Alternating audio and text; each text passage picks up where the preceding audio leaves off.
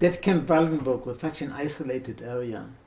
If I tell you that I did not see for 8 months a woman, a child, a meadow, a flower, I didn't see my own face.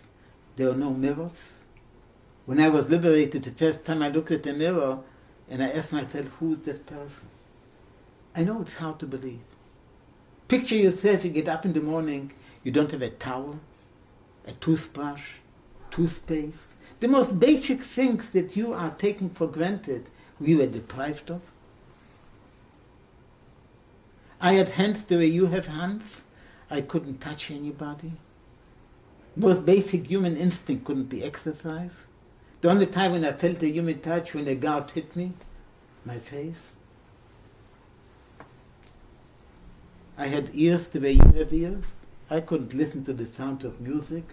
All I could hear was yelling at me, shouting at me, cursing me, and telling me every day that I'm no good.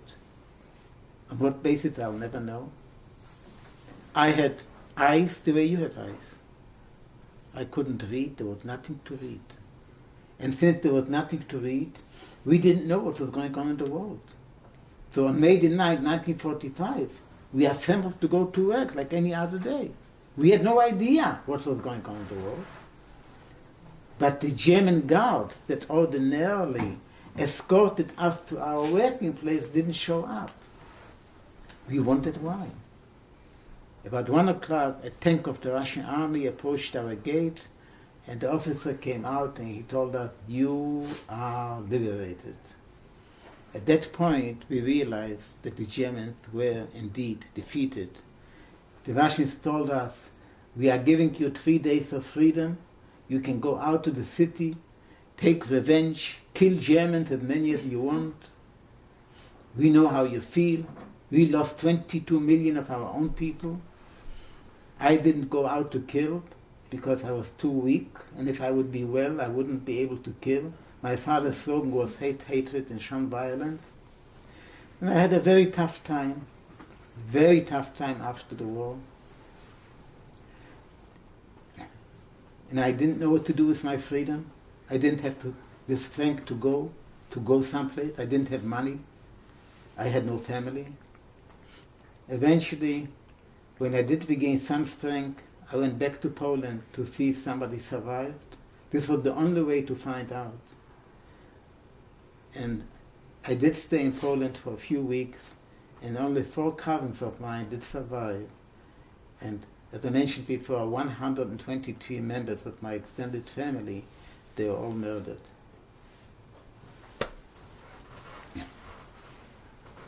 Next. I just want to show you what it means. This is the picture I looked after the war, and this I just put on the jacket as a souvenir a few months later, just to give you an idea what it means, more or less, if you can eat normally. You feel differently and you look differently. You see here, girls didn't pay attention to me, but here they changed their mind.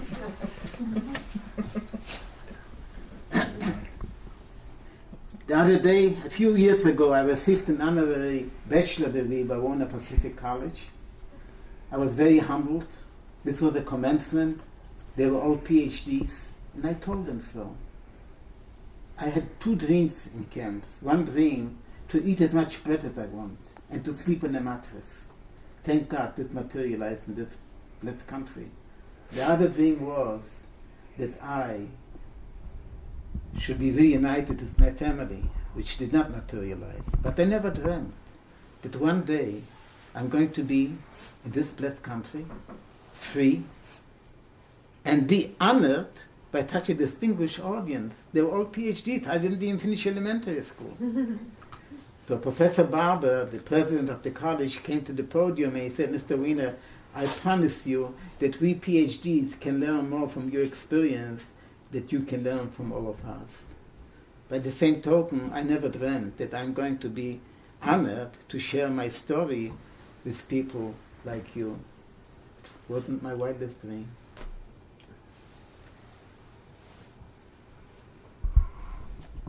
Next. I mentioned at the beginning, while I share my story, in one of them as people deny the Holocaust. This picture was taken by an American after the liberation. These are shoes taken away from those little children before they are pushed into the gas chambers. This is not a fake. This is real.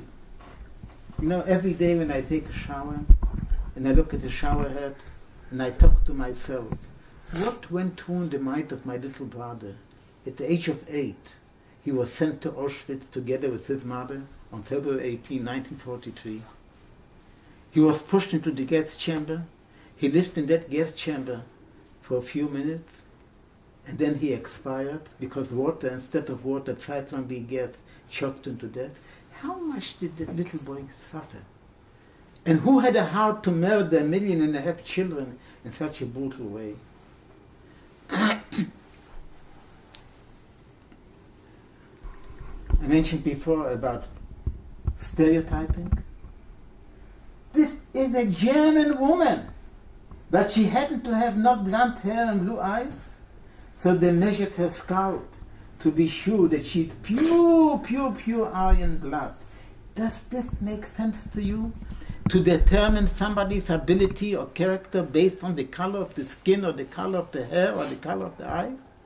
Isn't this ridiculous? Think about it, and you'll come to the same conclusion.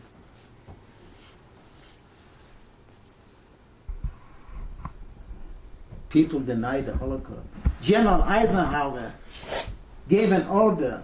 Well, who do you see? Eisenhower, Patton, Bradley.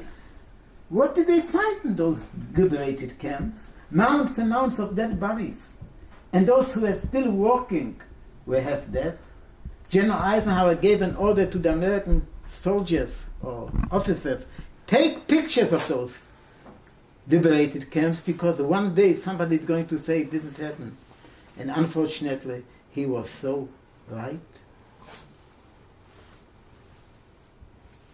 The Nuremberg trial that lasted for 11 months, from November 1945 to October 46, those 24 German officials and commanders, they didn't deny the Holocaust.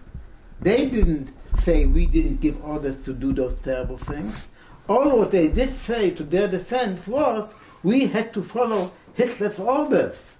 But they didn't deny the Holocaust, for people today have the nerve or audacity to say it didn't happen. In the Babi Yar, this picture was taken by a German soldier while they committed those terrible things.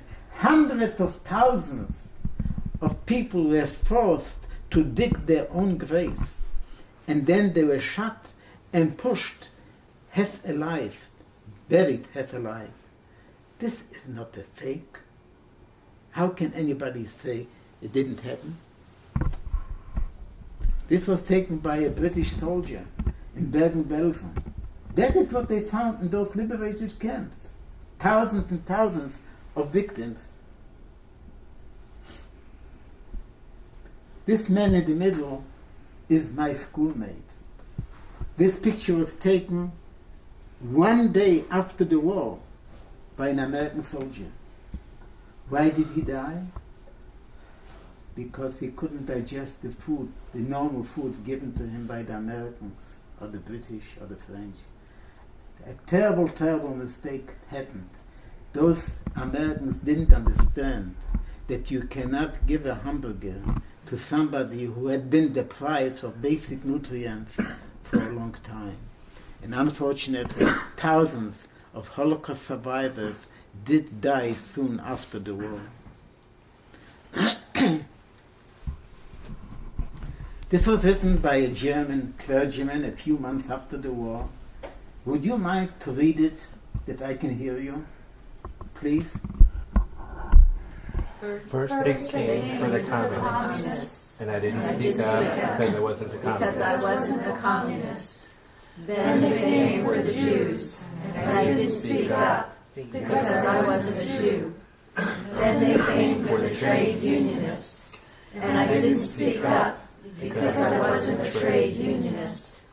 Then they came for the Catholics, and I didn't speak up because I was a Protestant. Then they came for me, and by that time there was no one left to speak for me. That is basically what I said before. Every Jew is a victim, but not every victim was a Jew. So this is very important to remember. This is a German girl. She came to interview me. She was an exchange student here in Newberg. When she came to my apartment, she hesitated to come in. She told me, "You probably hate me." But why should I hate you? Well, my grandfather was a Nazi. But why should I hate you? It doesn't make sense to me. Are you responsible for your grandfather? That is the way I feel. You have to judge each individual on his own merit. She is not responsible for that her grandfather was a Nazi.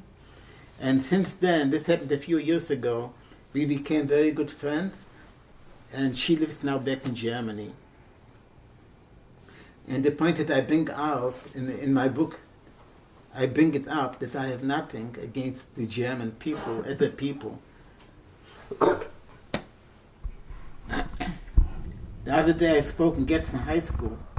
At the end of my presentation, a young student approached me. She said to me, "I heard you, but I didn't see you." Initially, I didn't understand what she meant, but the principal was sitting next to me, whispered in my ear, "That girl was legally blind, so she couldn't see you." And then later on, I got an email from her telling me, "I am a Muslim girl. I used to be very prejudiced, but not anymore." Why? Because I mentioned in my presentation that under Hitler, any baby that was born with any kind of disability was killed by the doctors and by the nurses. Hitler didn't want any sick people. So he gave an order to the German doctors. I'm talking about German babies. 250,000 German babies were murdered by the doctors and by the nurses because Hitler gave an order that he doesn't want any sick people. So she realized if she would be born in Germany with impaired vision, she would be murdered at infancy. So she was so moved that the school had a play about my life. And you can see that this girl has a vision problem. I think this is all I have to show you.